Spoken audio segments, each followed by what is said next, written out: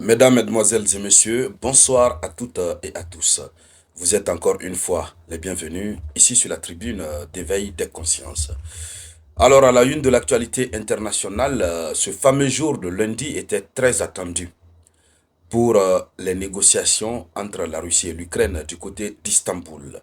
Istanbul, qui est désormais considéré comme étant la terre promise.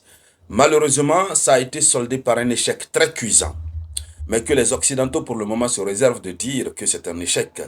Mais concrètement, lorsque nous allons voir le contenu des points clés, vous comprendrez que ça a été un échec très cuisant. Alors, qu'est-ce qui s'est passé? Il faut dire que toutes les parties ont accepté d'être présentes, malgré le contexte des frappes chirurgicales ukrainiennes euh, à laquelle ou hein, à laquelle frappe l'OTAN et l'Ukraine se sont livrés ces dernières 24 heures.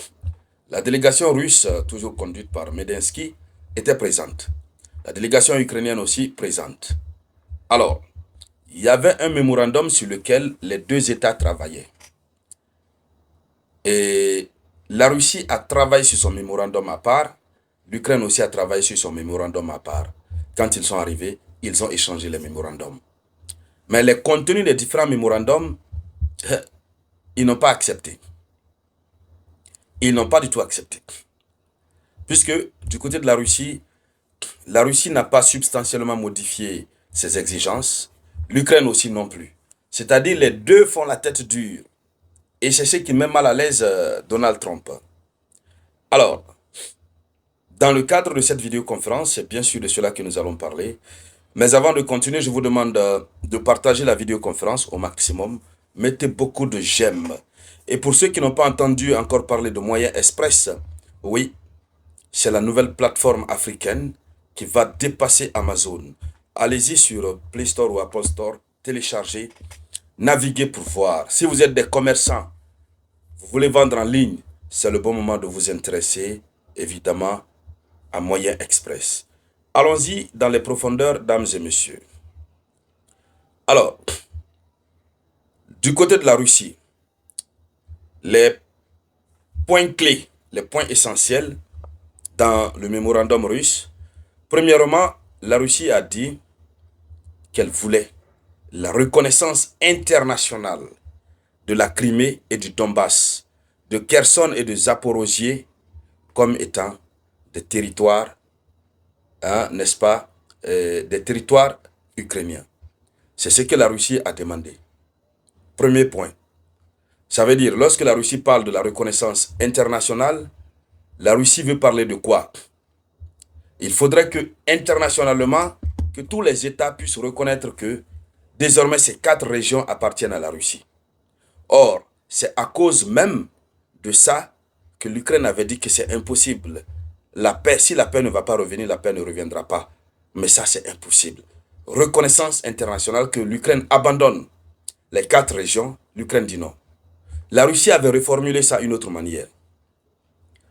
Lors de la récente rencontre à Istanbul, le 16 mai, l'Ukraine avait demandé à la Russie un cessez-le-feu. Pas seulement l'Ukraine. Toute l'Europe avait insisté sur un cessez-le-feu. Et quand l'Ukraine et les autres alliés ont insisté sur un cessez-le-feu, la Russie a dit quoi? La Russie a dit, nous pouvons évidemment vous accorder le cessez-le-feu, mais à la seule condition que vous retirez, que les Ukrainiens retirent sur le territoire, que les Ukrainiens retirent dans quatre régions ukrainiennes leurs militaires. Cela veut dire qu'on les donne carrément ces quatre régions. Donc, parmi ces quatre régions, nous avons déjà Kherson, Zaporozhye, nous avons le Donbass. Alors donc, voici évidemment ce qui se passe. Ça, c'est le premier point. Le deuxième point, c'est le retrait total des forces ukrainiennes de ces régions. Voilà, ils sont revenus là-dessus. Le retrait total des forces ukrainiennes dans ces régions. Il faudrait qu'elles se retirent. Donc la Russie n'a rien modifié. Hein. Elle n'a rien modifié. Ils ont juste changé le titre du document. Avant, c'était traité de paix. Ils ont juste modifié pour mettre mémorandum. C'est tout. Hein. Sinon, la réalité, rien n'a changé. Ça, c'était le deuxième point. Au niveau du troisième point, la Russie a demandé la neutralité de l'Ukraine. Pas d'adhésion de l'Ukraine à l'OTAN. Non, la Russie met croix sur ça. Alors, voici ce que la Russie demande en troisième position. En quatrième position, le quatrième point, la Russie demande la limitation des capacités militaires de l'Ukraine. Ce sont toujours les mêmes conditions qui reviennent. Limiter les capacités militaires de l'Ukraine.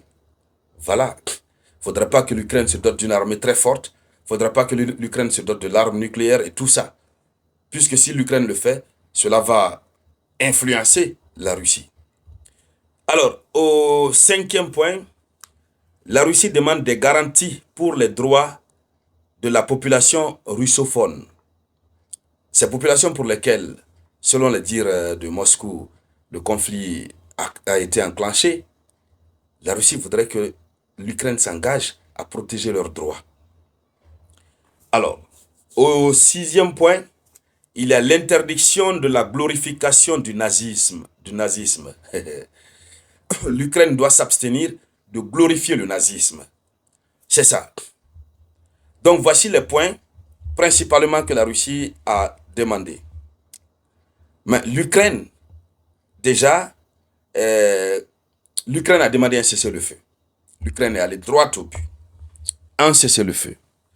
Et de l'autre côté, Moscou a dit qu'elle n'est pas contre, mais a posé deux scénarios concrets.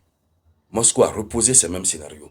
Moscou dit qu'il faudrait qu'il y ait le début du retrait des forces ukrainiennes dans ces 4 régions.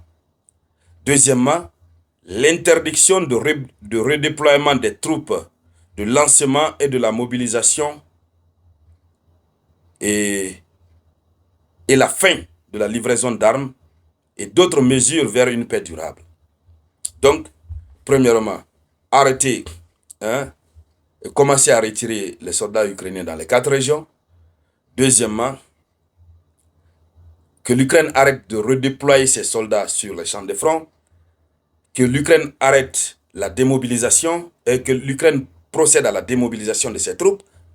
Voilà, que l'Ukraine commence à dire à ses troupes, c'est bon, la guerre, voilà. Et puis, que les Occidentaux mettent un terme à la livraison des armes à l'Ukraine. Et puis, d'autres mesures. Donc, la Russie a tellement agrandi ses exigences, on a comme l'impression que la Russie n'a pas vu ce qui est en train de se passer. Parce qu'avec ce qui est en train de se passer là, il faut soit aller rapidement vers la paix, ou alors procéder à l'écoulement du déluge. C'est ça. Donc, voici la position de la Russie. Donc, le cessez-le-feu ukrainien n'a pas été accepté. Et la Russie aussi a proposé un autre cessez-le-feu.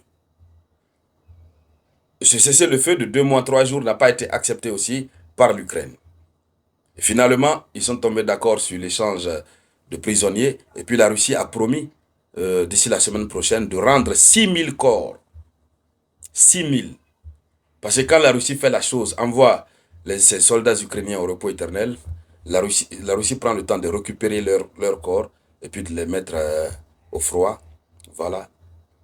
Donc, la Russie va procéder à la livraison de façon unilatérale, va donner 6000 corps. Peut-être la Russie le fait en voulant aussi en échange obtenir d'autres corps que l'Ukraine dispose, certainement. On ne sait pas pour le moment. Alors, mesdames, mesdemoiselles et messieurs, c'était ça la une de l'actualité internationale. On va revenir avec d'autres détails. Merci de rester scotché sur cette chaîne pour vous permettre d'avoir les informations en temps réel.